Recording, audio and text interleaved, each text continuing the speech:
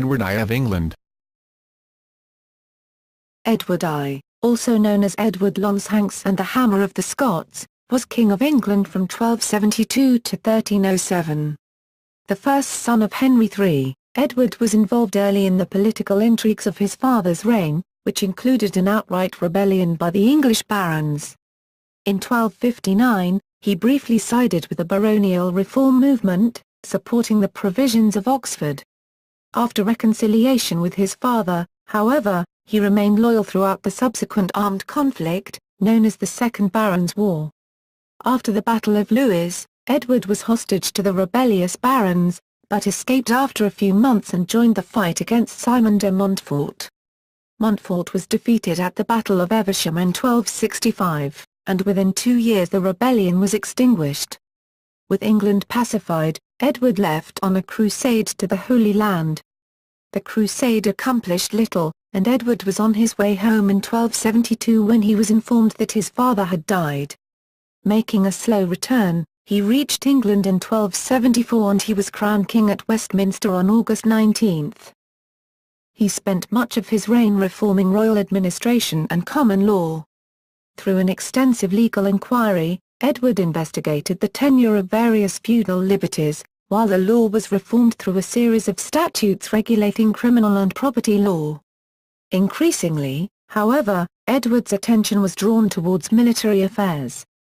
After suppressing a minor rebellion in Wales in 1276-77, Edward responded to a second rebellion in 1282-83 with a full-scale war of conquest. After a successful campaign, Edward subjected Wales to English rule, built a series of castles and towns in the countryside and settled them with Englishmen. Next, his efforts were directed towards Scotland. Initially invited to arbitrate a succession dispute, Edward claimed feudal suzerainty over the kingdom. In the war that followed, the Scots persevered, even though the English seemed victorious at several points. At the same time there were problems at home.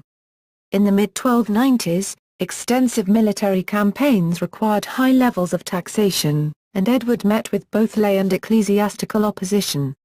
These crises were initially averted, but issues remained unsettled. When the king died in 1307, he left to his son, Edward II, an ongoing war with Scotland and many financial and political problems. Edward I was a tall man for his era, hence the nickname Longshanks. He was temperamental, and this, along with his height, made him an intimidating man, and he often instilled fear in his contemporaries. Nevertheless, he held the respect of his subjects for the way he embodied the medieval ideal of kingship, as a soldier, an administrator and a man of faith. Modern historians are divided on their assessment of the king. While some have praised him for his contribution to the law and administration, others have criticized him for his uncompromising attitude towards his nobility. Currently, Edward I is credited with many accomplishments during his reign, including restoring royal authority after the reign of Henry III, establishing Parliament as a permanent institution and thereby also a functional system for raising taxes, and reforming the law through statutes. At the same time, he is also often criticized for other actions, such as his brutal conduct towards the Scots, and issuing the Edict of Expulsion in 1290, by which the Jews were expelled from England. The edict remained in effect for the rest of the Middle Ages, and it would be over 350 years until it was formally overturned under Oliver Cromwell in 1656. Early years. Childhood and marriage. Edward was born at the Palace of Westminster on the night of 17th to 18th June 1239, to King Henry III and Eleanor of Provence, being named Edward of Westminster. Although the young prince was seriously ill on several occasions, in 1246, 1247, and 1251, he grew up to be strong and healthy. Edward was in the care of Hugh Giffard, father of the future Chancellor Godfrey Giffard, until Bartholomew Peck took over at Giffard's death in 1246. Among his childhood friends was his cousin Henry of Almaine, son of King Henry's brother Richard of Cornwall. Henry of Almaine would remain a close companion of the prince, both through the civil war that followed, and later during the Crusade. In 1254, English fears of a Castilian invasion of the English province of Gascony induced Edward's father to arrange a politically expedient marriage between his 14-year-old son and Eleanor, the half-sister of King Alfonso X of Castile. Eleanor and Edward were married on November 1, 1254 in the Abbey of Santa Maria la Real de las Huelgas in Castile. As part of the marriage agreement, the young prince received grants of land worth 15,000 marks a year. Though the endowments King Henry made were sizable, they offered Edward little independence. He had already received Gascony as early as 1249, but Simon de Montfort, 6th Earl of Leicester, had been appointed as royal lieutenant the year before and, consequently, drew its income, so in practice Edward derived neither authority nor revenue from this province. The grant he received in 1254 included most of Ireland, and much land in Wales and England, including the earldom of Chester, but the king retained much control over the land in question, particularly in Ireland, so Edward's power was limited there as well, and the king derived most of the income from those lands. From 1254 to 1257, Edward was under the influence of his mother's relatives, known as the Savoyards, the most notable of whom was Peter of Savoy, the Queen's uncle. After 1257, Edward increasingly fell in with the Poitevin or Lusignan faction, the half-brothers of his father Henry III, led by such men as William de Valence. This association was significant, because the two groups of privileged foreigners were resented by the established English aristocracy, and they would be at the centre of the ensuing year's baronial reform movement. There were tales of unruly and violent conduct by Edward and his Lusignan kinsmen, which raised questions about the royal heir's personal qualities. The next years would be formative on Edward's character. Early ambitions. Edward had shown independence in political matters as early as 1255, when he sided with the Solar family in Gascony, in the ongoing conflict between the Solar and Coulomb families. This ran contrary to his father's policy of mediation between the local factions. In May 1258, a group of magnates drew up a document for reform of the king's government, the so-called Provisions of Oxford, largely directed against the Lusignans. Edward stood by his political allies and strongly opposed the provisions. The reform movement succeeded in limiting the Lusignan influence, however, and gradually Edward's attitude started to change. In March 1259, he entered into a formal alliance with one of the main reformers, Richard de Clare, Earl of Gloucester. Then, on October 15, 1259, he announced that he supported the barons' goals, and their leader, Simon de Montfort. The motive behind Edward's change of heart could have been purely pragmatic. Montfort was in a good position to support his cause in Gascony. When the king left for France in November, Edward's behaviour turned into pure insubordination. He made several appointments to advance the cause of the reformers, causing his father to believe that his son was considering a coup d'état. When the king returned from France, he initially refused to see his son, but through the mediation of the Earl of Cornwall and the Archbishop of Canterbury, the two were eventually reconciled. Edward was sent abroad, and in November 1260 he again united with the Lusignans, who had been exiled to France.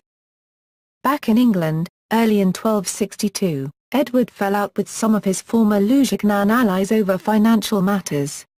The next year, King Henry sent him on a campaign in Wales against Llywelyn ap Gruffydd, with only limited results. Around the same time, Simon de Montfort, who had been out of the country since 1261, returned to England and reignited the baronial reform movement. It was at this pivotal moment, as the king seemed ready to resign to the barons' demands, that Edward began to take control of the situation. Whereas he had so far been unpredictable and equivocating, from this point on he remained firmly devoted to protecting his father's royal rights. He reunited with some of the men he had alienated the year before, among them his childhood friend, Henry of Almaine, and John de Warenne, Earl of Surrey, and retook Windsor Castle from the rebels. Through the arbitration of King Louis IX of France, an agreement was made between the two parties. This so-called Miss of Amiens was largely favourable to the royalist side, and laid the seeds for further conflict. Civil War. The years 1264 to 1267 saw the conflict known as the Second Barons' War, in which baronial forces led by Simon de Montfort fought against those who remained loyal to the king. The first scene of battle was the city of Gloucester, which Edward managed to retake from the enemy. When Robert de Ferrers, Earl of Derby, came to the assistance of the rebels, Edward negotiated a truce with the Earl, the terms of which he later broke.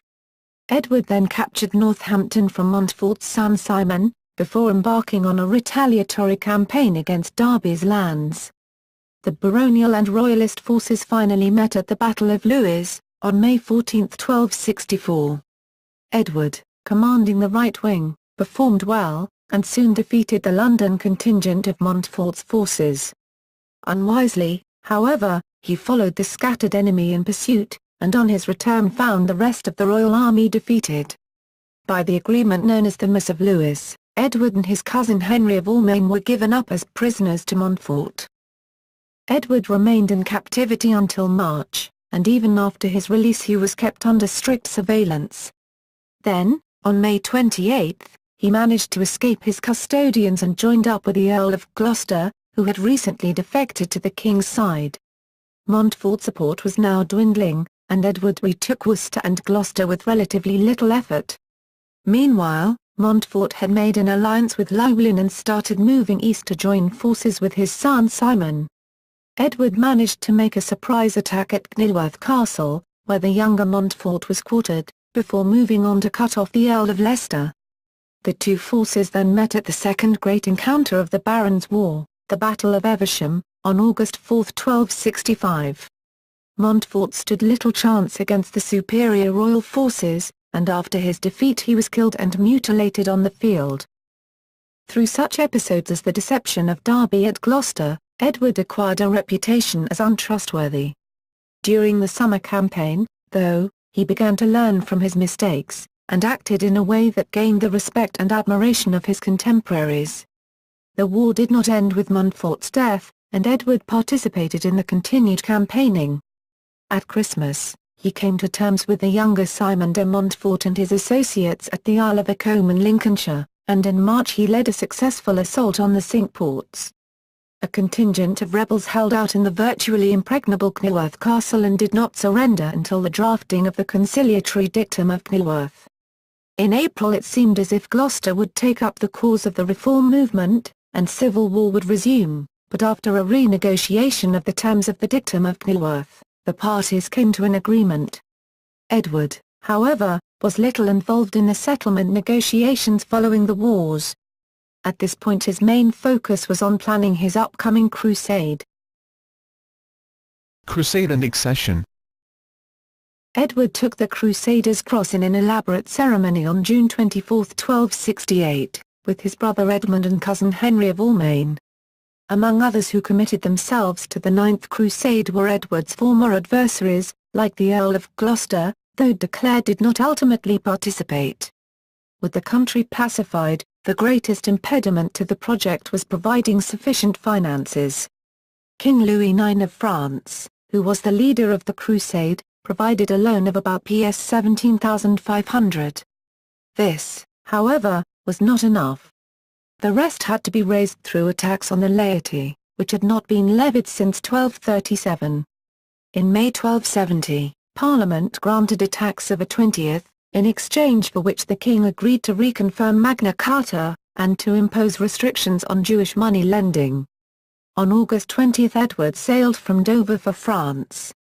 Historians have not determined the size of the force with any certainty, but Edward probably brought with him around 225 knights and altogether less than 1,000 men. Originally, the Crusaders intended to relieve the beleaguered Christian stronghold of Acre, but Louis had been diverted to Tunis. The French king and his brother Charles of Anjou, who had made himself king of Sicily, decided to attack the emirate to establish a stronghold in North Africa. The plans failed when the French forces were struck by an epidemic which, on August 25, took the life of King Louis himself. By the time Edward arrived at Tunis, Charles had already signed a treaty with the emir, and there was little else to do but return to Sicily. The crusade was postponed until next spring, but a devastating storm off the coast of Sicily dissuaded Charles of Anjou and Louis's successor Philip III from any further campaigning. Edward decided to continue alone, and on May 9, 1271 he finally landed at Acre. By then, the situation in the Holy Land was a precarious one. Jerusalem had fallen in 1244, and Acre was now the center of the Christian state. The Muslim states were on the offensive under the Mamluk leadership of Baybars, and were now threatening Acre itself. Though Edward's men were an important addition to the garrison, they stood little chance against Baybars' superior forces, and an initial raid at nearby St. George's Dublin in June was largely futile. An embassy to the Ilkhanabach, 1234–1282, of the Mongols helped bring about an attack on Aleppo in the north, which helped to distract Baybars' forces. In November, Edward led a raid on Kakun, which could have served as a bridgehead to Jerusalem, but both the Mongol invasion and the attack on Kakun failed. Things now seemed increasingly desperate, and in May 1272 Hugh III of Cyprus, who was the nominal king of Jerusalem, signed a 10-year truce with Baybars. Edward was initially defiant, but an attack by a Muslim assassin in June forced him to abandon any further campaigning. Although he managed to kill the assassin, he was struck in the arm by a dagger feared to be poisoned, and became severely weakened over the following months. It was not until September 24 that Edward left Acre. Arriving in Sicily, he was met with the news that his father had died on November 16. Edward was deeply saddened by this news, but rather than hurrying home at once, he made a leisurely journey northwards. This was partly due to his health still being poor, but also due to a lack of urgency. The political situation in England was stable after the mid-century upheavals, and Edward was proclaimed king at his father's death, rather than at his own coronation, as had until then been customary. In Edward's absence, the country was governed by a royal council, led by Robert Burnell. The new king embarked on an overland journey through Italy and France, where among other things he visited the Pope in Rome and suppressed a rebellion in Gascony. Only on August 2, 1274 did he return to England, and was crowned on August 19. Reign and administration in the law. Upon returning home, Edward immediately embarked on the administrative business of the nation, and his major concern was restoring order and re-establishing royal authority after the disastrous reign of his father. To accomplish this, he immediately ordered an extensive change of administrative personnel. The most important of these was the appointment of Robert Burnell as Chancellor, a man who would remain in the post until 1292 as one of the king's closest associates. Edward then replaced most local officials, such as the escheators and sheriffs. This last measure was done in preparation for an extensive inquest covering all of England, that would hear complaints about abuse of power by royal officers. The inquest produced the set of so-called 100 rolls, from the administrative subdivision of the 100. The second purpose of the inquest was to establish what land and rights the crown had lost during the reign of Henry III. The 100 rolls formed the basis for the later legal inquiries called the Quo Warranto proceedings. The purpose of these inquiries was to establish by what warrant, Latin, Quo Warranto, various liberties were held. If the defendant could not produce a royal license to prove the grant of the liberty, then it was the Crown's opinion, based on the writings of the influential 13th-century legal scholar Bracton, that the liberty should revert to the king. By enacting the Statute of Gloucester in 1278 the king challenged baronial rights through a revival of the system of general heirs, royal justices to go on tour throughout the land, and through a significant increase in the number of pleas of quo warranto to be heard by such heirs. This caused great consternation among the aristocracy, who insisted that long use in itself constituted license.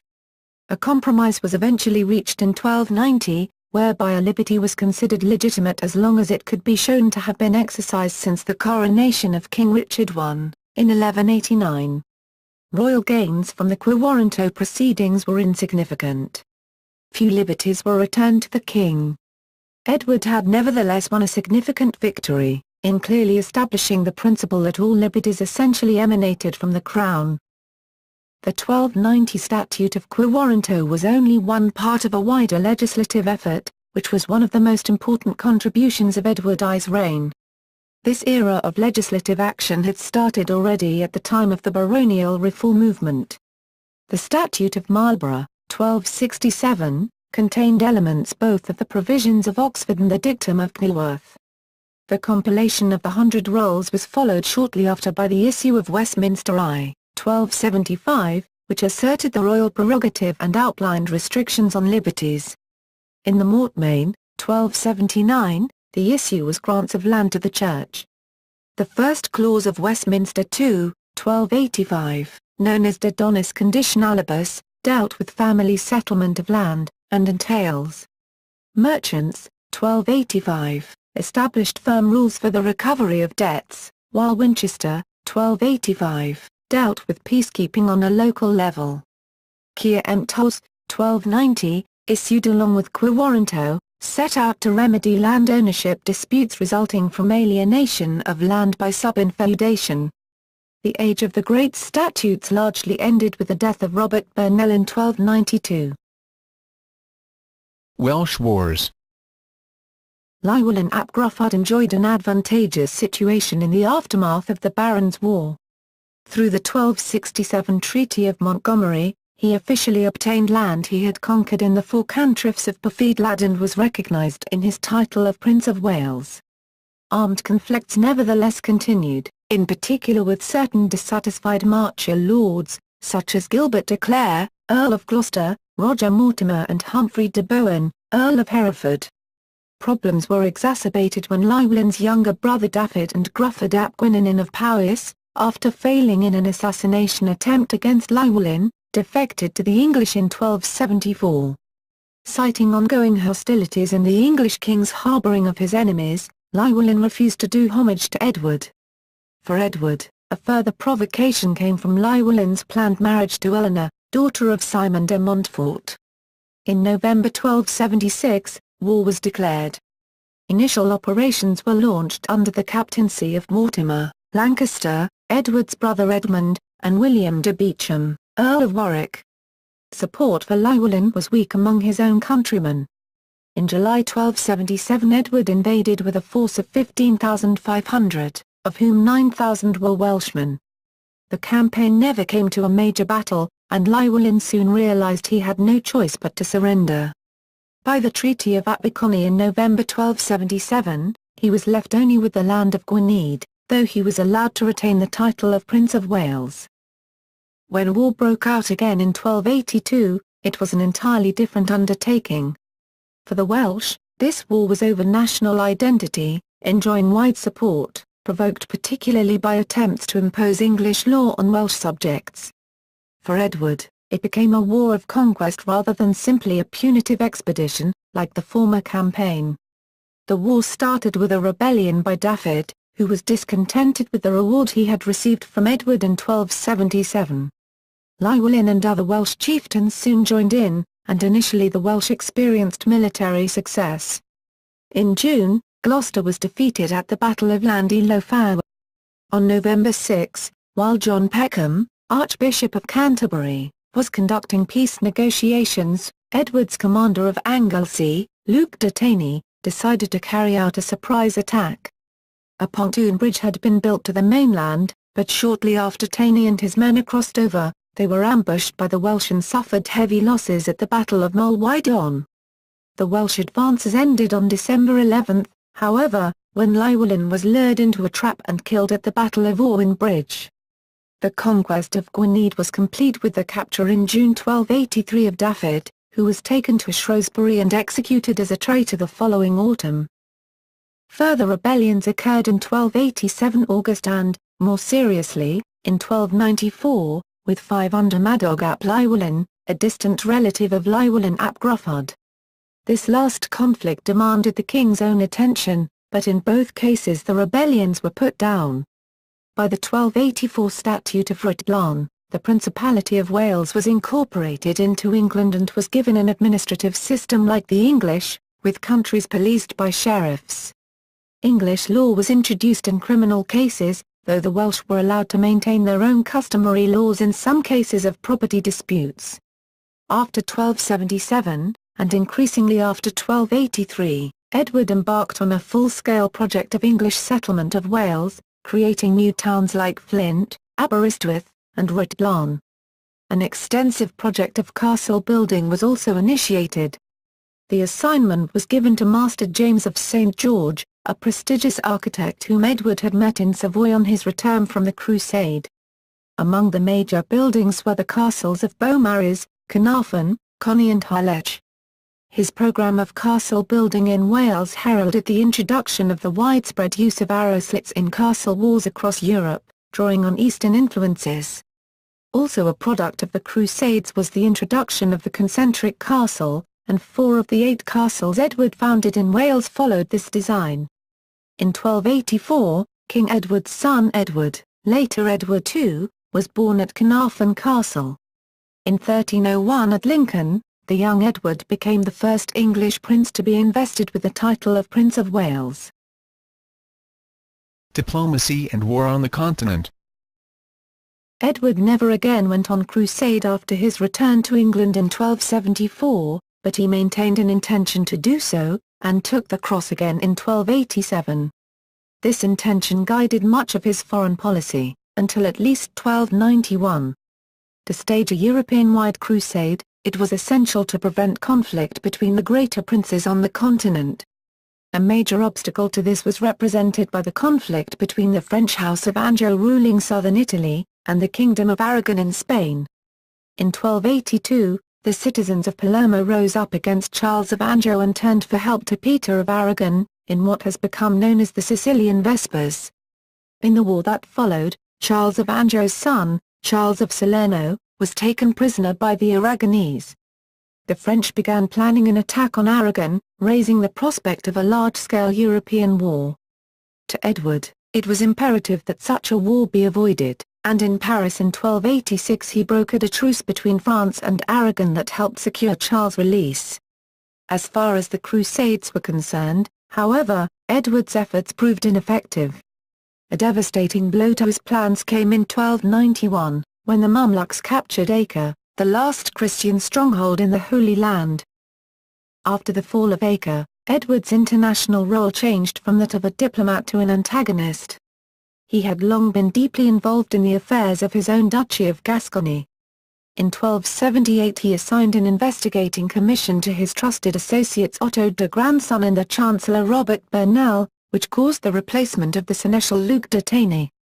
In 1286, Edward visited the region himself and stayed for almost 3 years. The perennial problem, however, was the status of Gascony within the Kingdom of France, and Edward's role as the French king's vassal. On his diplomatic mission in 1286, Edward had paid homage to the new king, Philip IV, but in 1294 Philip declared Gascony forfeit when Edward refused to appear before him in Paris to discuss the recent conflict between English, Gascon, and French sailors, that had resulted in several French ships being captured, along with the sacking of the French port of La Rochelle. In the war that followed, Edward planned for a 2-pronged attack. While the English forces focused on Gascony, alliances were made with the princes of the Low Countries, Germany, and Burgundy, who would attack France from the north. The alliances proved volatile, however, and Edward was facing trouble at home at the time, both in Wales and Scotland. It was not until August 1297 that he was finally able to sail for Flanders, at which time his allies there had already suffered defeat. The support from Germany never materialized, and Edward was forced to seek peace. His marriage to his first cousin once removed, Philip IV's half-sister Margaret, in 1299 ended the war, but the whole affair had proven both costly and fruitless for the English. The Great Cause. The relationship between the nations of England and Scotland by the 1280s was one of relatively harmonious coexistence. The issue of homage did not reach the same level of controversy as it did in Wales. In 1278 King Alexander III of Scotland paid homage to Edward I, but apparently only for the lands he held of Edward in England. Problems arose only with the Scottish succession crisis of the early 1290s. In the years from 1281 to 1284, Alexander's 2 sons and 1 daughter died in quick succession. Then, in 1286, King Alexander died himself, leaving as heir to the throne of Scotland the 3-year-old Margaret, the Maid of Norway, who was born in 1283 to Alexander's daughter Margaret and King Eric II of Norway. By the Treaty of Bærum, it was agreed that Margaret should marry King Edward's then 1-year-old son Edward of Carnarvon, though Scotland would remain free of English overlordship. Margaret, by now 7 years of age, sailed from Norway for Scotland in the autumn of 1290, but fell ill on the way and died in Orkney. This left the country without an obvious heir, and led to the succession dispute known to history as the Great Cause. Even though as many as 14 claimants put forward their claims to the title, the real contest was between John Balliol and Robert de Braose. The Scottish magnates made a request to Edward to arbitrate in the dispute. At Bærum, with the prospect of a personal union between the two realms, the question of suzerainty had not been of great importance to Edward. Now he insisted that, if he were to settle the contest, he had to be fully recognised as Scotland's feudal overlord. The Scots were reluctant to make such a concession, and replied that since the country had no king, no one had the authority to make this decision. This problem was circumvented when the competitors agreed that the realm would be handed over to Edward until a rightful heir had been found. After a lengthy hearing, a decision was made in favour of John Balliol on November 17, 1292. Even after Balliol's accession, Edward still continued to assert his authority over Scotland. Against the objections of the Scots, he agreed to hear appeals on cases ruled on by the Court of Guardians that had governed Scotland during the interregnum. A further provocation came in a case brought by Macduff, son of Malcolm, Earl of Fife, in which Edward demanded that Balliol appear in person before the English Parliament to answer the charges. This the Scottish king did, but the final straw was Edward's demand that the Scottish magnates provide military service in the war against France. This was unacceptable. The Scots instead formed an alliance with France and launched an unsuccessful attack on Carlisle. Edward responded by invading Scotland in 1296 and taking the town of Berwick in a particularly bloody attack. At the Battle of Dunbar, Scottish resistance was effectively crushed. Edward confiscated the Stone of Destiny, the Scottish coronation stone, and brought it to Westminster, deposed Balliol and placed him in the Tower of London, and installed Englishmen to govern the country. The campaign had been very successful, but the English triumph would only be temporary. Finances, Parliament and the expulsion of Jews. Edward I's frequent military campaigns put a great financial strain on the nation. There were several ways through which the king could raise money for war, including customs duties, money lending and lay subsidies. In 1275, Edward I negotiated an agreement with the domestic merchant community that secured a permanent duty on wool. In 1303, a similar agreement was reached with foreign merchants, in return for certain rights and privileges. The revenues from the customs duty were handled by the Riccardi, a group of bankers from Lucca in Italy. This was in return for their service as money lenders to the crown, which helped finance the Welsh wars. When the war with France broke out, the French king confiscated the Riccardi's assets, and the bank went bankrupt. After this, the Frescobaldi of Florence took over the role as money lenders to the English crown.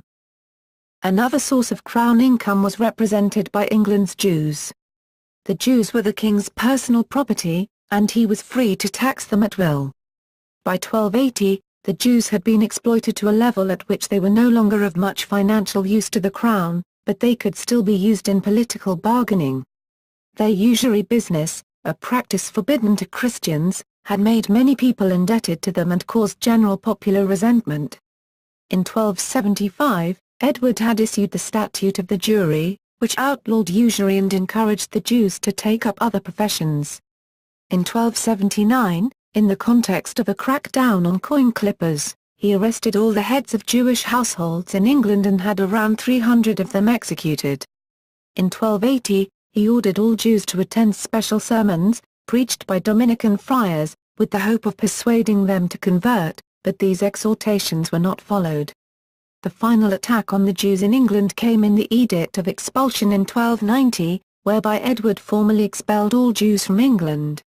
This not only generated revenues through royal appropriation of Jewish loans and property, but it also gave Edward the political capital to negotiate a substantial lay subsidy in the 1290 Parliament. The expulsion, which was not reversed until 1656, followed a precedent set by other European territorial princes. Philip II of France had expelled all Jews from his own lands in 1182. John I, Duke of Brittany, drove them out of his duchy in 1239. And in the late 1240s Louis IX of France had expelled the Jews from the Royal Demesne before his first passage to the east. Among the main achievements of the reign of Edward I were the reforms of the institution of the English Parliament and its transformation into a source for generating revenues. Edward held Parliament on a reasonably regular basis throughout his reign. In 1295, however, a significant change occurred. For this Parliament, in addition to the secular and ecclesiastical lords, 2 knights from each county and 2 representatives from each borough were summoned. The representation of commons in Parliament was nothing new. What was new was the authority under which these representatives were summoned. Whereas previously the commons had been expected simply to assent to decisions already made by the magnates, it was now proclaimed that they should meet with the full authority, plena potestas, of their communities, to give assent to decisions made in Parliament. The king now had full backing for collecting lay subsidies from the entire population. Lay subsidies were taxes collected at a certain fraction of the movable property of all laymen. Whereas Henry III had only collected 4 of these in his reign, Edward I collected 9. This format eventually became the standard for later parliaments, and historians have named the Assembly the Model Parliament. Constitutional crisis.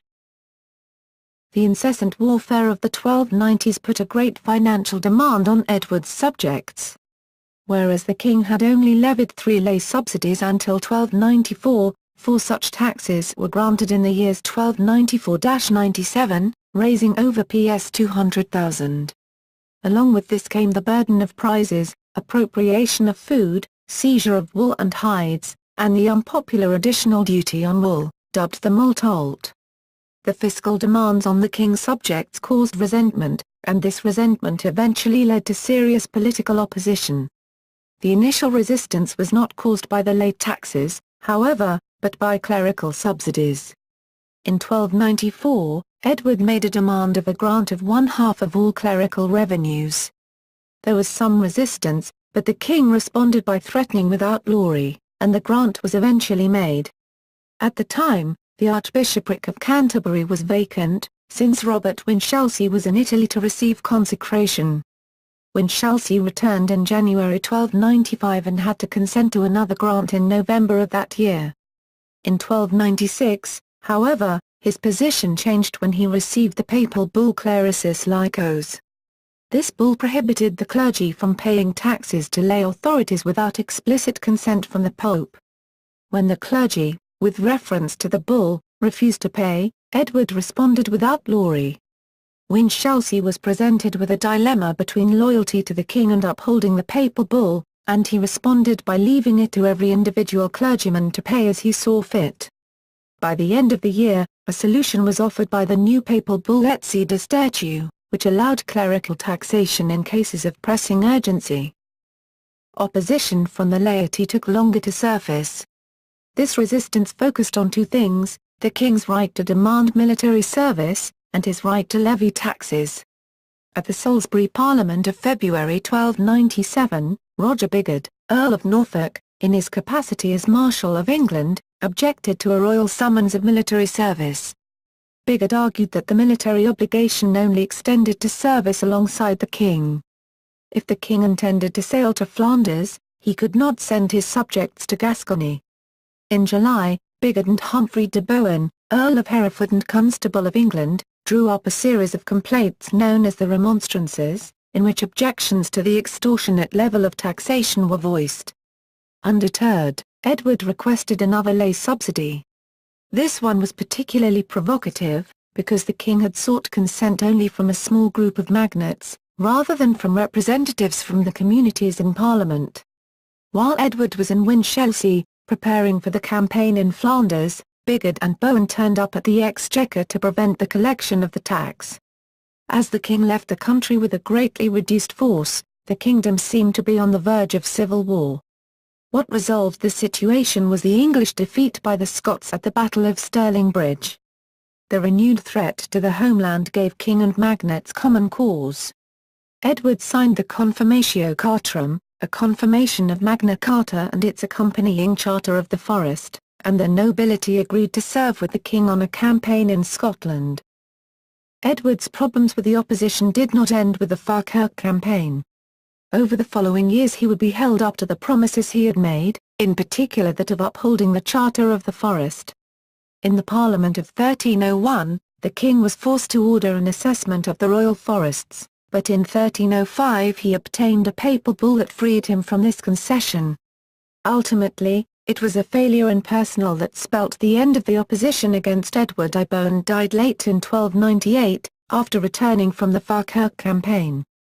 As for Bigod, in 1302 he arrived at an agreement with the king that was beneficial for both. Bigod, who had no children, made Edward his heir, in return for a generous annual grant. Edward finally got his revenge on Winchelsea in 1305, when Clement V was elected pope. Clement was a Gascon sympathetic to the king, and on Edward's instigation had Winchelsea suspended from office. Final years, return to Scotland. The situation in Scotland had seemed resolved when Edward left the country in 1296, but resistance soon emerged under the leadership of the strategically gifted and charismatic William Wallace. On September 11, 1297, a large English force under the leadership of John de Warenne, Earl of Surrey, and Hugh de Cressingham was routed by a much smaller Scottish army led by Wallace and Andrew Murray at Stirling Bridge. The defeat sent shock waves into England, and preparations for a retaliatory campaign started immediately. Soon after Edward returned from Flanders, he headed north. On July 22, 1298, in the only major battle he had fought since Evesham in 1265, Edward defeated Wallace's forces at the Battle of Falkirk. Edward, however, was not able to take advantage of the momentum, and the next year the Scots managed to recapture Stirling Castle. Even though Edward campaigned in Scotland both in 1300, when he successfully besieged Calaverock Castle, and in 1301, the Scots refused to engage in open battle again, preferring instead to raid the English countryside in smaller groups. Furthermore, the defeated Scots, secretly urged on by the French, appealed to the Pope to assert a claim of overlordship to Scotland in place of the English. His papal bull addressed to King Edward in these terms was firmly rejected on Edward's behalf by the Baron's letter of 1301. The English managed to subdue the country by other means, however. In 1303, a peace agreement was reached between England and France, effectively breaking up the Franco-Scottish alliance. Robert the Bruce, the grandson of the claimant to the crown in 1291, had sided with the English in the winter of 1301-02. By 1304, most of the other nobles of the country had also pledged their allegiance to Edward, and this year the English also managed to retake Stirling Castle. A great propaganda victory was achieved in 1305 when Wallace was betrayed by Sir John de Menteith and turned over to the English, who had him taken to London where he was publicly executed. With Scotland largely under English control, Edward installed Englishmen and collaborating Scots to govern the country. The situation changed again on February 10, 1306, when Robert the Bruce murdered his rival John Comyn and a few weeks later, on March 25, had himself crowned King of Scotland by Isabel, sister of the Earl of Buchan. Bruce now embarked on a campaign to restore Scottish independence, and this campaign took the English by surprise. Edward was suffering ill health by this time, and instead of leading an expedition himself, he gave different military commands to Aymer de Valence and Henry Percy, while the main royal army was led by the Prince of Wales. The English initially met with success. On June 19, Aymer de Valence routed Bruce at the Battle of Mthen. Bruce was forced into hiding, while the English forces recaptured their lost territory and castles. Edward responded with severe brutality against Bruce's allies. It was clear that he now regarded the struggle not as a war between two nations, but as the suppression of a rebellion of disloyal subjects. This brutality, though, rather than helping to subdue the Scots, had the opposite effect, and rallied growing support for Bruce. In February 1307, Bruce reappeared and started gathering men, and in May he defeated Aymer de Valence at the Battle of Loudoun Hill. Edward, who had rallied somewhat, now moved north himself. On the way, however, he developed dysentery, and his condition deteriorated. On July 6 he encamped at Burgh by Sands, just south of the Scottish border. When his servants came the next morning to lift him up so that he could eat, he died in their arms. Various stories emerged about Edward's deathbed wishes. According to one tradition, he requested that his heart be carried to the Holy Land, along with an army to fight the infidels. A more dubious story tells of how he wished for his bones to be carried along on future expeditions against the Scots. Another account of his deathbed seen as more credible. According to one chronicle, Edward gathered around him the Earls of Lincoln and Warwick, Aymer de Valence, and Robert Clifford, and charged them with looking after his son Edward. In particular they should make sure that Piers Gaveston was not allowed to return to the country. This wish, however, the son ignored, and had his favourite recalled from exile almost immediately. Edward I's body was brought south, and after a lengthy vigil he was buried in Westminster Abbey on October 27. The new king, Edward II, remained in the north until August, but then abandoned the campaign and headed south. He was crowned king on February 25, 1308. Character and assessment. Physically, Edward was an imposing man. At 6 feet 2 inches, 1.88 m, he towered over most of his contemporaries, and hence perhaps his epithet Longshanks. Edward I by Michael Prestwich states his long arms gave him an advantage as a swordsman, long thighs won as a horseman.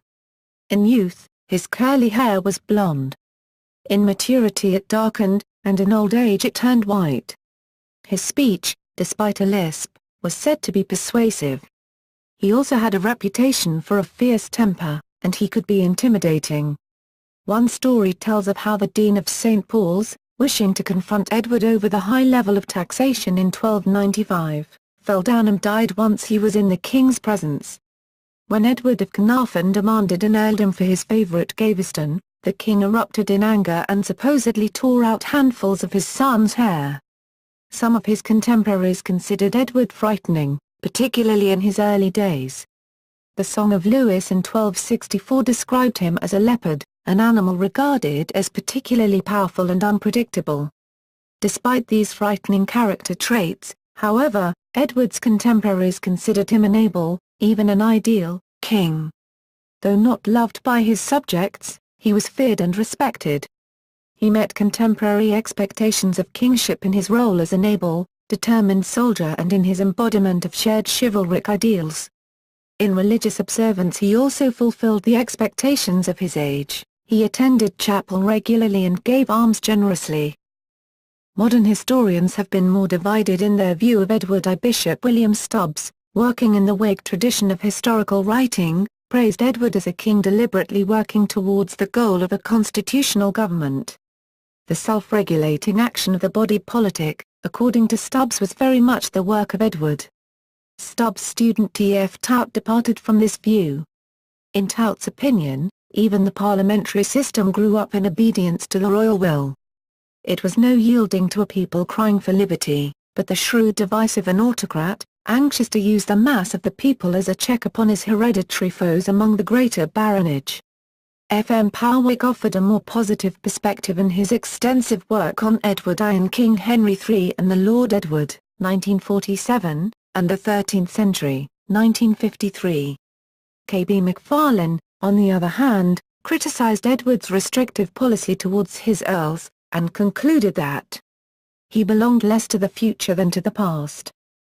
In 1988, Michael Prestwich released what has been called the first scholarly study devoted exclusively to the political career of Edward I. Prestwich's work, which is considered authoritative, tries to assess Edward by the standards of his own age, and concludes that his reign was a great one. His contributions to the development of the law, parliament and a functioning system of taxation, as well as his military exploits, stand out in particular.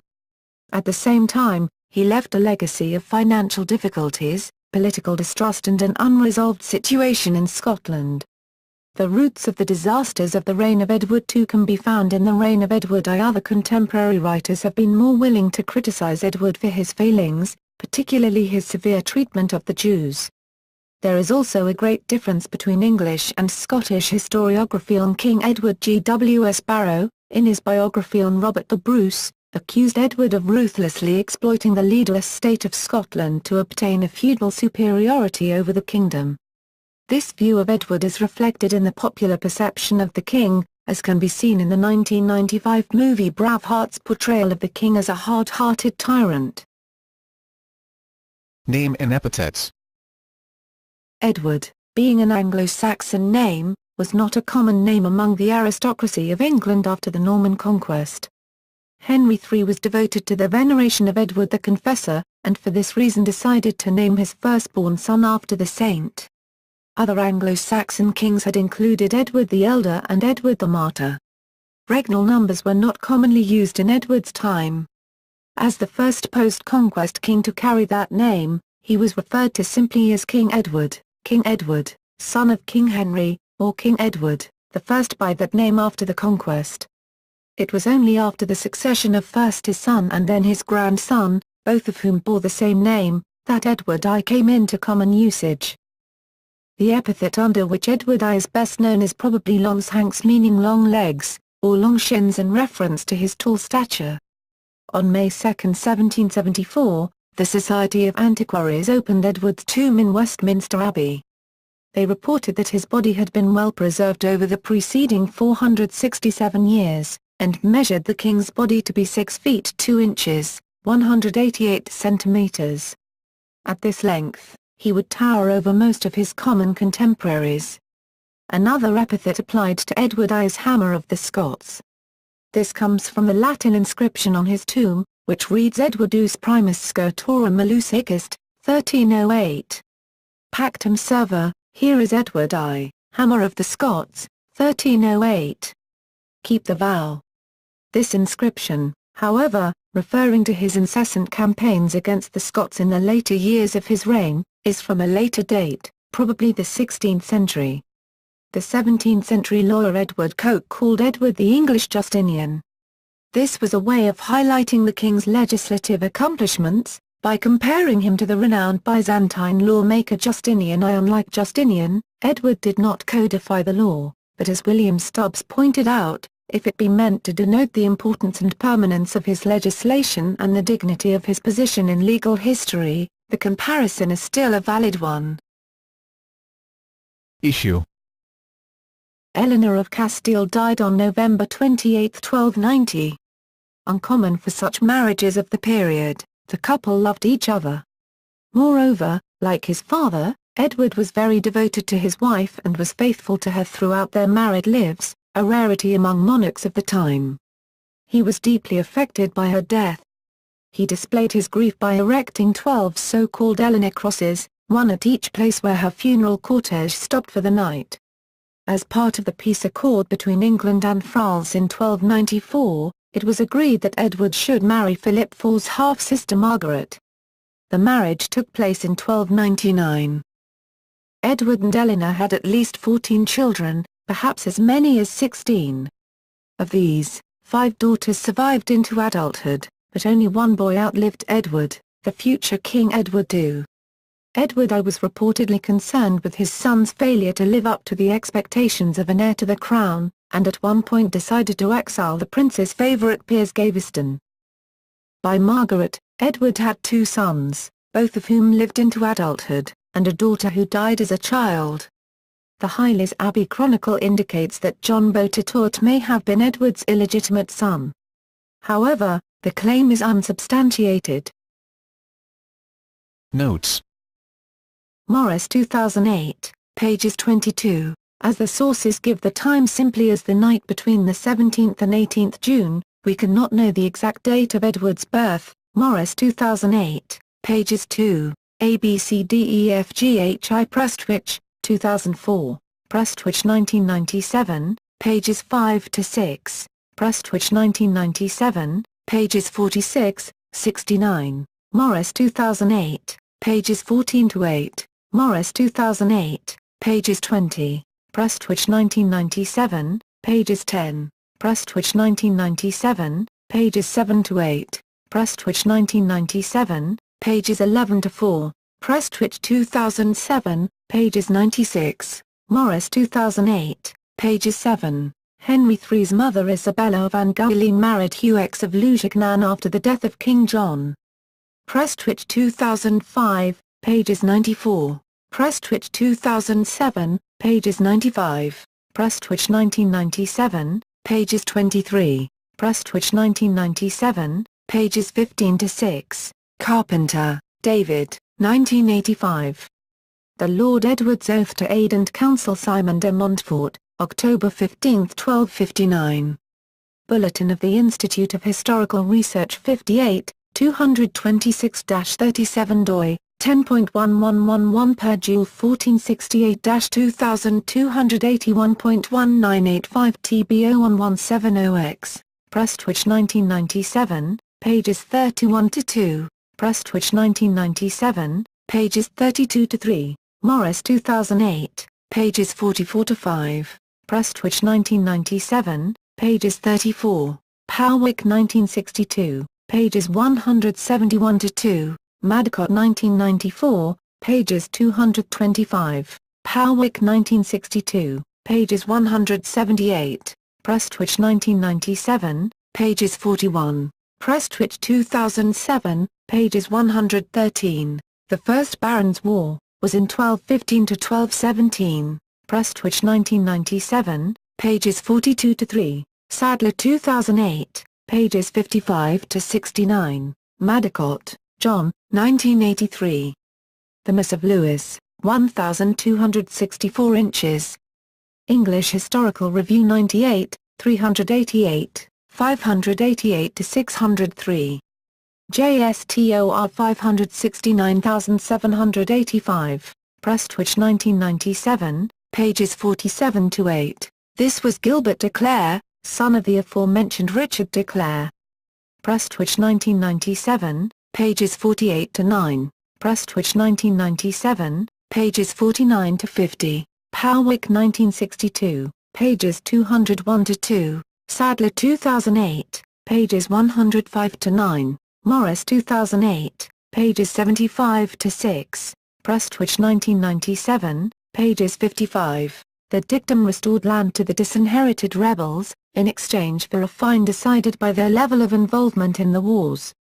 Prestwich 2007, pages 117. The essential concession was that the disinherited would now be allowed to take possession of their lands before paying the fines.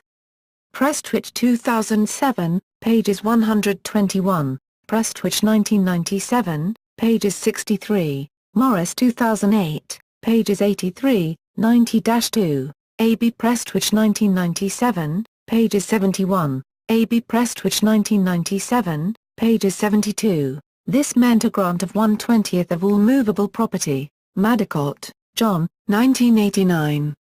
The Crusade Taxation of 1268-70 in the Development of Parliament.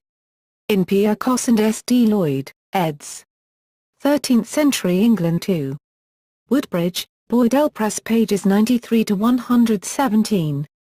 ISBN 0-85115-513-8. Morris 2008, pages 92, Riley Smith 2005, pages 210. The disease in question was either dysentery or typhus.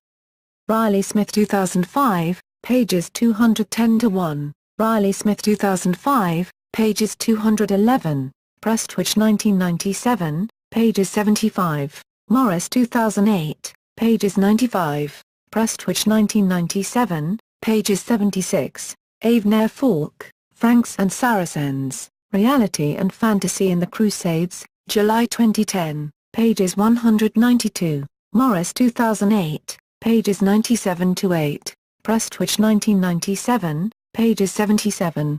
The anecdote of Queen Eleanor saving Edward's life by sucking the poison out of his wound is almost certainly a later fabrication. Prestwich 1997, pages 78.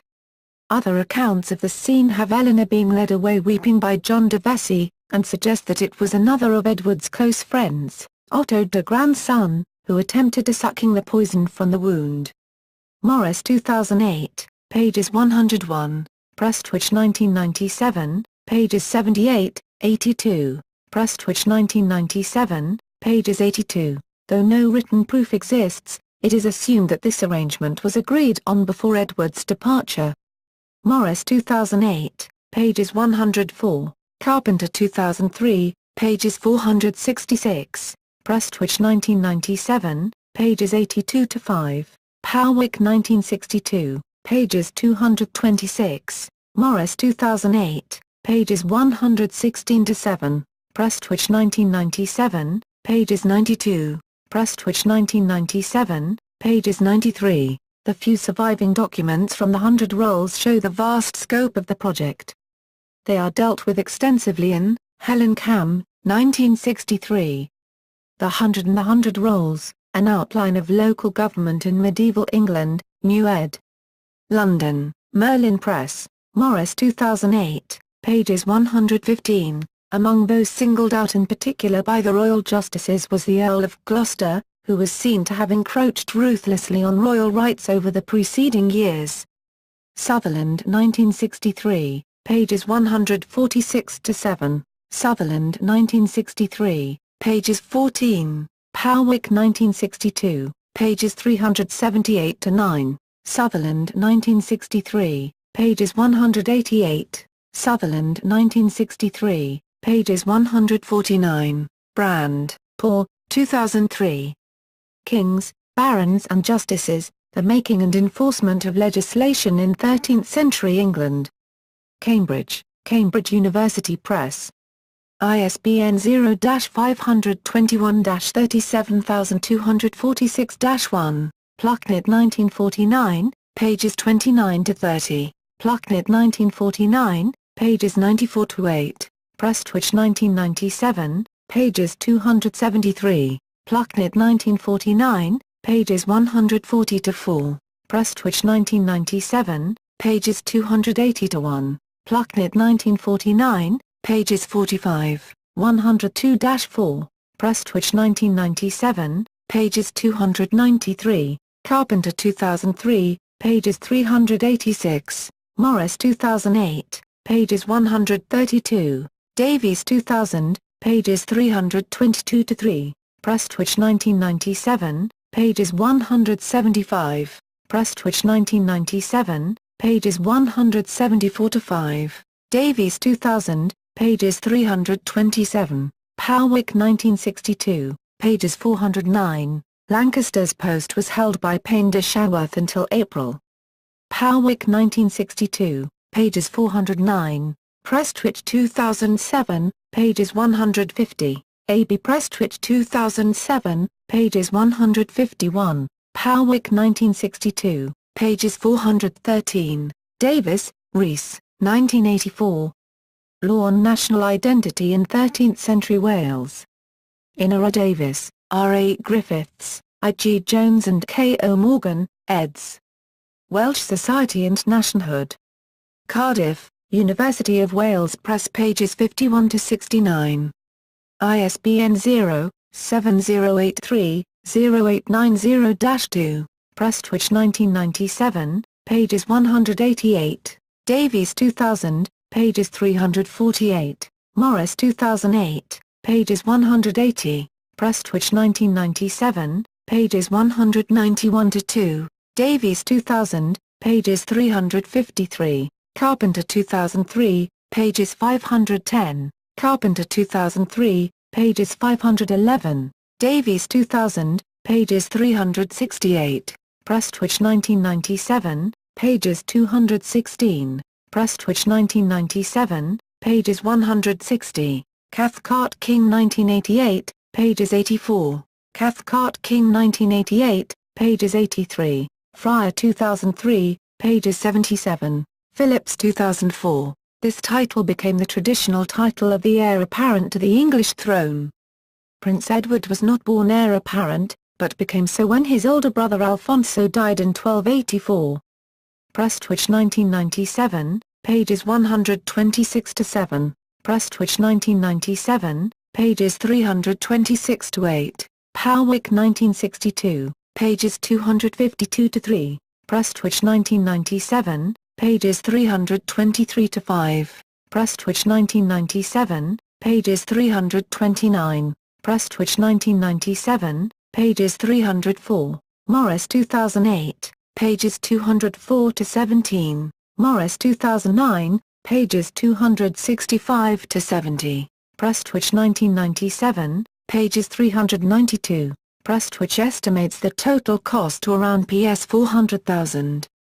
Prestwich 1972, pages 172. Carpenter 2003, pages 518. Prestwich 1997, pages 357. Barrow 1965, pages 3-4. Prestwich 1997, pages 361. Morris 2009, pages 235. Barrow 1965, pages 42. Morris 2009, pages 237. The term is an 18th-century invention. Morris 2008, pages 253. Prestwich 2007, pages 231.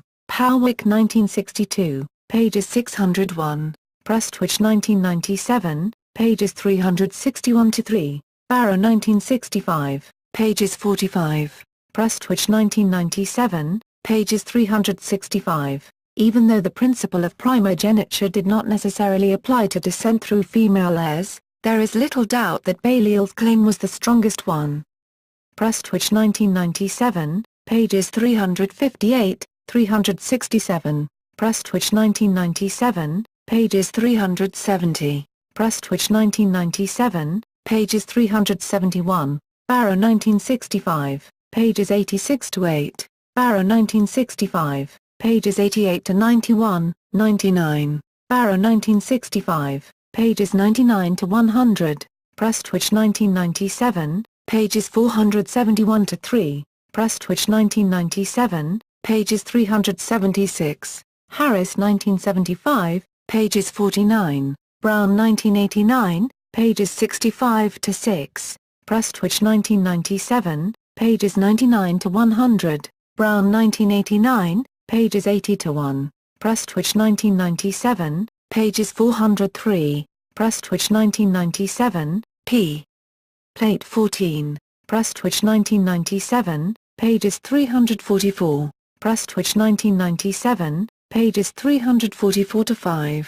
Morris 2008, pages 86. Powick 1962, pages 322. A. B. Morris 2008, pages 170-1. Morris 2008, pages 226. Morris 2008, pages 226-8. Prestwich 1997, pages 345.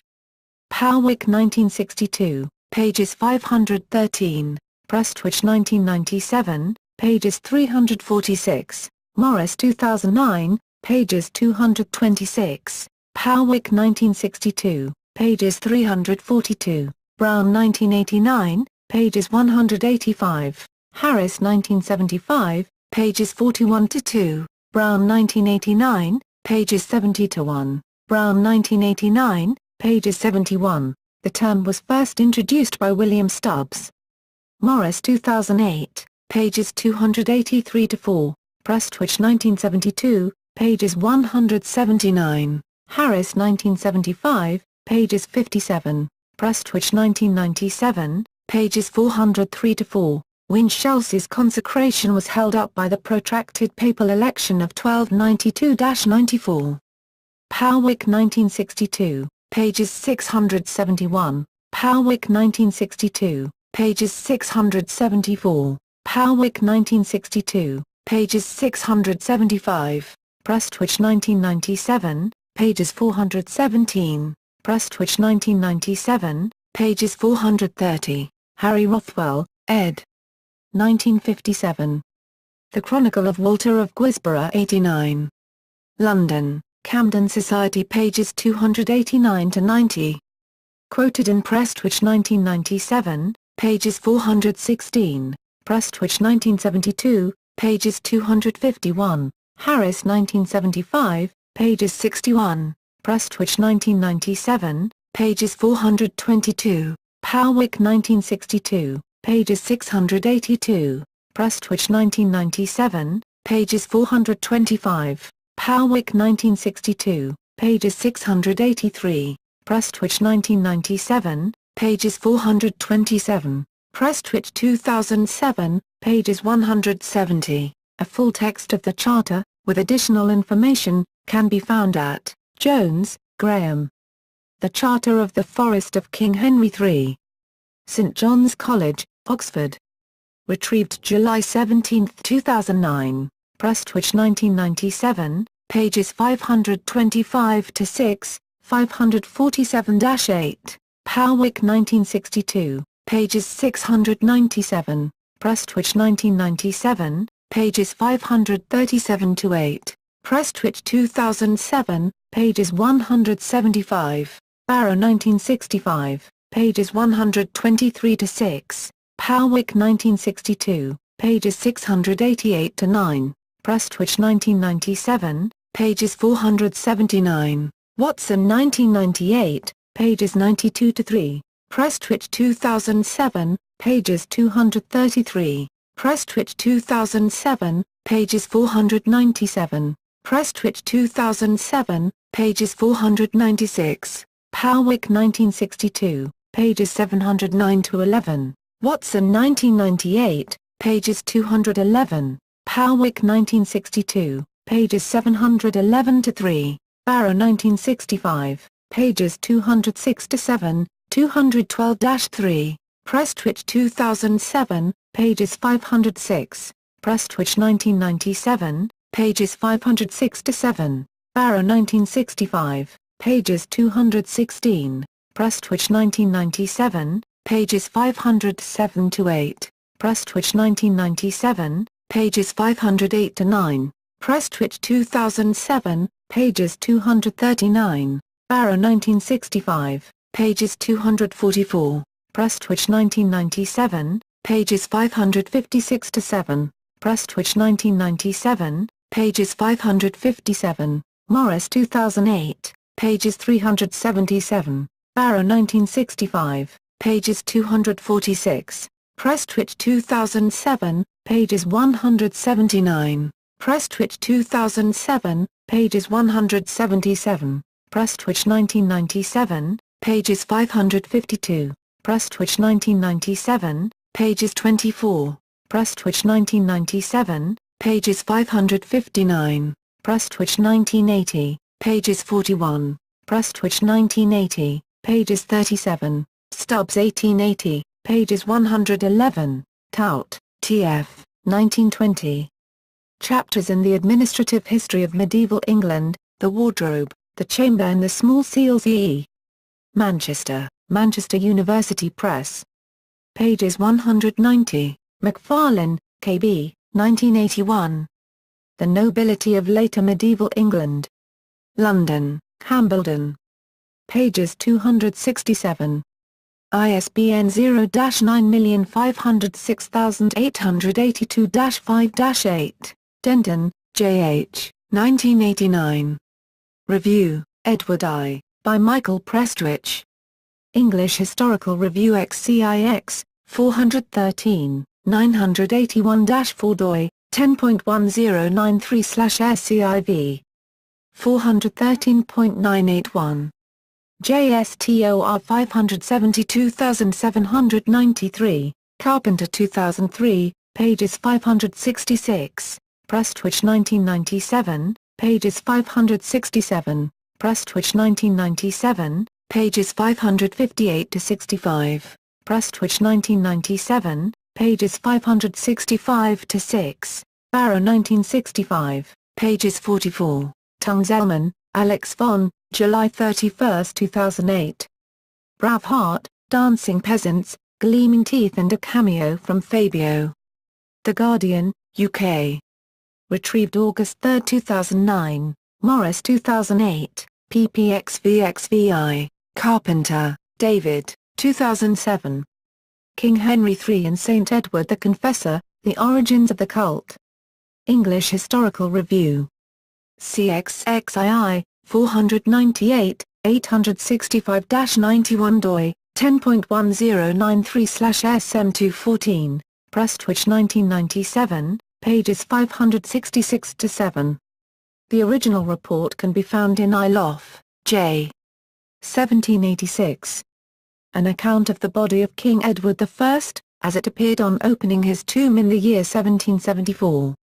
Archaeologiae, 386, 398-412, Carpenter 2003, pages 467, Morris 2009, pages 378 referring to the vow to avenge the rebellion of Robert Bruce, Prestwich 1997, pages 566, Stubbs 1880, pages 114, Morris 2008, pages 230-1, Prestwich 1997, pages 395-6, Powick 1962, pages 719. The information on Edward's children with Eleanor is based on Parsons, John Carmy, 1984.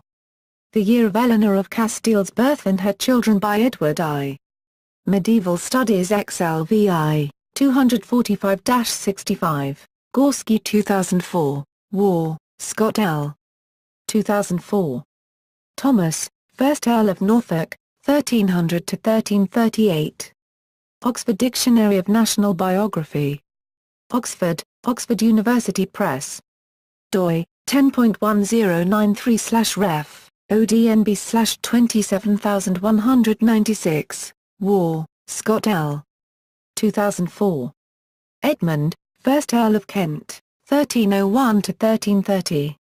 Oxford, Oxford University Press.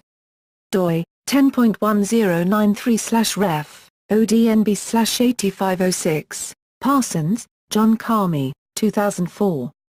Margaret, 1279-1318. Oxford Dictionary of National Biography. Oxford, Oxford University Press. doi, 10.1093/ref, ODNB/18046. Early years. Childhood and marriage. Edward was born at the Palace of Westminster on the night of 17th to 18th June 1239, to King Henry III and Eleanor of Provence, being named Edward of Westminster. Although the young prince was seriously ill on several occasions, in 1246, 1247, and 1251, he grew up to be strong and healthy. Edward was in the care of Hugh Giffard, father of the future Chancellor Godfrey Giffard, until Bartholomew Peck took over at Giffard's death in 1246. Among his childhood friends was his cousin Henry of Almaine, son of King Henry's brother Richard of Cornwall. Henry of Almaine would remain a close companion of the prince, both through the civil war that followed, and later during the Crusade. In 1254, English fears of a Castilian invasion of the English province of Gascony induced Edward's father to arrange a politically expedient marriage between his 14-year-old son and Eleanor, the half-sister of King Alfonso X of Castile. Eleanor and Edward were married on November 1, 1254 in the Abbey of Santa Maria la Real de las Huelgas in Castile. As part of the marriage agreement, the young prince received grants of land worth 15,000 marks a year. Though the endowments King Henry made were sizable, they offered Edward little independence. He had already received Gascony as early as 1249, but Simon de Montfort, 6th Earl of Leicester, had been appointed as royal lieutenant the year before and, consequently, drew its income, so in practice Edward derived neither authority nor revenue from this province. The grant he received in 1254 included most of Ireland, and much land in Wales and England, including the earldom of Chester, but the king retained much control over the land in question, particularly in Ireland, so Edward's power was limited there as well, and the king derived most of the income from those lands.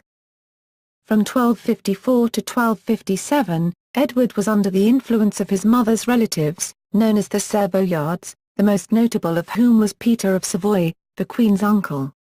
After 1257, Edward increasingly fell in with the Poitevin or Lusignan faction, the half-brothers of his father Henry III, led by such men as William de Valence.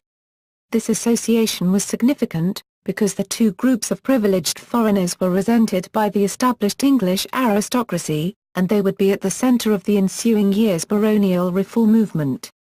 There were tales of unruly and violent conduct by Edward and his Lusignan kinsmen, which raised questions about the royal heir's personal qualities. The next years would be formative on Edward's character. Early ambitions. Edward had shown independence in political matters as early as 1255, when he sided with the Solar family in Gascony, in the ongoing conflict between the Solar and Coulomb families. This ran contrary to his father's policy of mediation between the local factions. In May 1258, a group of magnates drew up a document for reform of the king's government, the so-called Provisions of Oxford, largely directed against the Lusignans. Edward stood by his political allies and strongly opposed the provisions. The reform movement succeeded in limiting the Lusignan influence, however, and gradually Edward's attitude started to change. In March 1259, he entered into a formal alliance with one of the main reformers, Richard de Clare, Earl of Gloucester. Then, on October 15, 1259, he announced that he supported the barons' goals, and their leader, Simon de Montfort. The motive behind Edward's change of heart could have been Edward I of England. Edward I, also known as Edward Longshanks and the Hammer of the Scots, was King of England from 1272 to 1307. The first son of Henry III, Edward was involved early in the political intrigues of his father's reign, which included an outright rebellion by the English barons. In 1259, he briefly sided with the baronial reform movement, supporting the Provisions of Oxford. After reconciliation with his father, however, he remained loyal throughout the subsequent armed conflict, known as the Second Barons' War. After the Battle of Lewes, Edward was hostage to the rebellious barons, but escaped after a few months and joined the fight against Simon de Montfort. Montfort was defeated at the Battle of Evesham in 1265, and within 2 years the rebellion was extinguished. With England pacified, Edward left on a crusade to the Holy Land. The crusade accomplished little, and Edward was on his way home in 1272 when he was informed that his father had died. Making a slow return, he reached England in 1274 and he was crowned king at Westminster on August 19. He spent much of his reign reforming royal administration and common law. Through an extensive legal inquiry, Edward investigated the tenure of various feudal liberties, while the law was reformed through a series of statutes regulating criminal and property law. Increasingly, however, Edward's attention was drawn towards military affairs. After suppressing a minor rebellion in Wales in 1276-77, Edward responded to a second rebellion in 1282-83 with a full-scale war of conquest. After a successful campaign, Edward subjected Wales to English rule, built a series of castles and towns in the countryside and settled them with Englishmen. Next, his efforts were directed towards Scotland. Initially invited to arbitrate a succession dispute, Edward claimed feudal suzerainty over the kingdom. In the war that followed, the Scots persevered, even though the English seemed victorious at several points. At the same time there were problems at home. In the mid-1290s, extensive military campaigns required high levels of taxation, and Edward met with both lay and ecclesiastical opposition. These crises were initially averted, but issues remained unsettled. When the king died in 1307, he left to his son, Edward II, an ongoing war with Scotland and many financial and political problems. Edward I was a tall man for his era, hence the nickname Longshanks. He was temperamental, and this, along with his height, made him an intimidating man, and he often instilled fear in his contemporaries. Nevertheless, he held the respect of his subjects for the way he embodied the medieval ideal of kingship, as a soldier, an administrator and a man of faith. Modern historians are divided on their assessment of the king. While some have praised him for his contribution to the law and administration, others have criticized him for his uncompromising attitude towards his nobility. Currently, Edward I is credited with many accomplishments during his reign, including restoring royal authority after the reign of Henry III, establishing Parliament as a permanent institution and thereby also a functional system for raising taxes, and reforming the law through statutes. At the same time, he is also often criticized for other actions, such as his brutal conduct towards the Scots, and issuing the Edict of Expulsion in 1290, by which the Jews were expelled from England. The edict remained in effect for the rest of the Middle Ages, and it would be over 350 years until it was formally overturned under Oliver Cromwell in 1656. Purely pragmatic. Montfort was in a good position to support his cause in Gascony. When the king left for France in November, Edward's behaviour turned into pure insubordination. He made several appointments to advance the cause of the reformers, causing his father to believe that his son was considering a coup d'état. When the king returned from France, he initially refused to see his son, but through the mediation of the Earl of Cornwall and the Archbishop of Canterbury, the two were eventually reconciled. Edward was sent abroad, and in November 1260 he again united with the Lusignans, who had been exiled to France. Back in England, early in 1262, Edward fell out with some of his former Lusignan allies over financial matters. The next year, King Henry sent him on a campaign in Wales against Llywelyn ap Gruffudd, with only limited results. Around the same time, Simon de Montfort, who had been out of the country since 1261, returned to England and reignited the baronial reform movement. It was at this pivotal moment, as the king seemed ready to resign to the barons' demands, that Edward began to take control of the situation. Whereas he had so far been unpredictable and equivocating, from this point on he remained firmly devoted to protecting his father's royal rights. He reunited with some of the men he had alienated the year before, among them his childhood friend, Henry of Almaine, and John de Warenne, Earl of Surrey, and retook Windsor Castle from the rebels.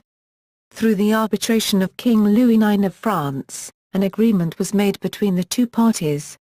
This so-called Peace of Amiens was largely favourable to the royalist side, and laid the seeds for further conflict. Civil War. The years 1264 to 1267 saw the conflict known as the Second Barons' War.